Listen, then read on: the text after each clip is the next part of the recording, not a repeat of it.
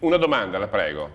Allora, vorrei sapere che cosa aspettano tutti gli italiani ad unirsi, a fare blocco, a fare qualcosa tutti quanti insieme, dalla Sicilia fino all'Alto Adige, unirsi tutti quanti insieme e fare qualcosa per far sì che questa nostra classe dirigente che ha mangiato per 60 D'accordo, anni... grazie mille, vediamo se è d'accordo il nostro ospite.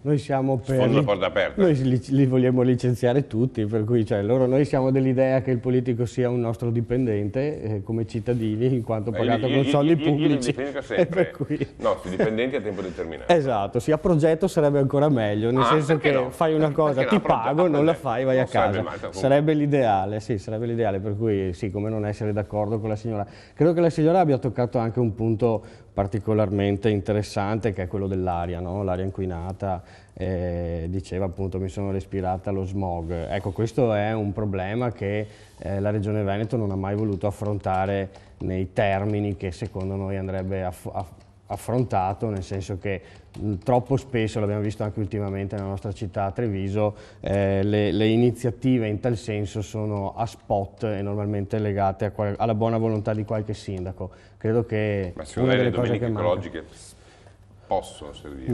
No, credo che non possano servire dal punto di vista tecnico, nel senso che non abbassano di sicuro quello che è l'inquinamento atmosferico. Può essere un buon segnale per comunque comunicare alle persone che il problema c'è, esiste ed è grave. Io tra l'altro di questo mi sono occupato per parecchi anni.